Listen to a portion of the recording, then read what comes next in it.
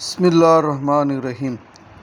அல்லாஹு தாலாவின் மீதும் மறுமை நாளின் மீதும் எவர் ஈமான் கொண்டாரோ அவர் நல்லதையே பேசட்டும் அல்லது மௌனமாக இருக்கட்டும் என்று ரசூலுல்லாஹி ஸல்லல்லாஹு அலைஹி வஸல்லம் கூறியதாக ஹதரத் அபு ஹுரைரா ரதியல்லாஹு தாலான் அவர்கள் அறிவிக்கிறார்கள்.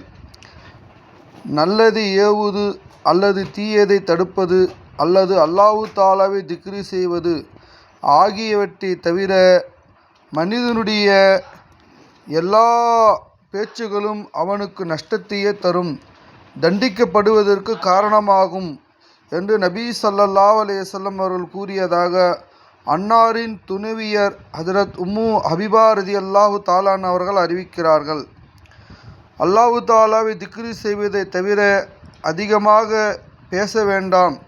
ஏனெனில் அதிக பேச்சு உள்ளத்தில் கடினத்தன்மையும் உணர்வற்ற தன்மையும் உண்டாக்குகிறது. மக்களின் அல்லாஹு தாலா மிக தூரமானவன், கடினமான உள்ளம் கொண்டவன்,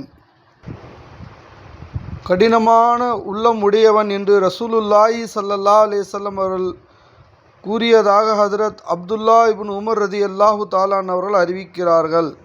அல்லாஹு தாலா எந்த ஹதீஸை படித்தோமோ எந்த ஹதீஸை கேட்டோமோ அதன்படி நம் அனைவருக்கும் அல்லாஹு தாலா அமல் செய்ய நல்ல உதவி புரிவானாக. ஆமீன்.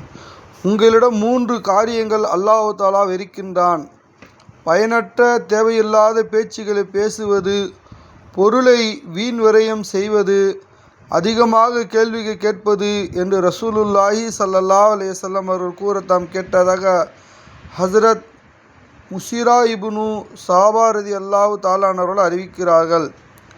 உலகில் யார் இருமுகம் உடையவனாக இருப்பானோ, நயவஞ்சகனை போன்று பலதரப்பட்ட மனிதர்களிடம் பலவிதமாக பேசுகிறவன், கியாமத் நாளன்று அல்லாஹு தாலா வாயில் தீயிலான 2 நாவுகள் இருக்கும் என்று ரசூலுல்லாஹி ஸல்லல்லாஹு அலைஹி வஸல்லம் அவர்கள் அறிவினார்கள்.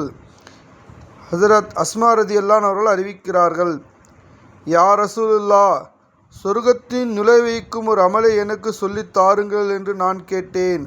அல்லாஹு தாலாவின் மீது ஈமான் கொள்வீராக, நல்ல வார்த்தைகளை பேசுவீராக, உமக்கு நன்மை எழுதப்படும், தீய வார்த்தைகளை பேசாதீர், அவ்வாறு பேசிவிட்டால் உமக்கு ஒரு தீமை எழுதப்படும் என்று ரசூலுல்லாஹி ஸல்லல்லாஹு அலைஹி வஸல்லம் கூறியதாக ஹதரத் முஆத் ரதியல்லாஹு அவர்கள் அறிவிக்கிறார்கள்.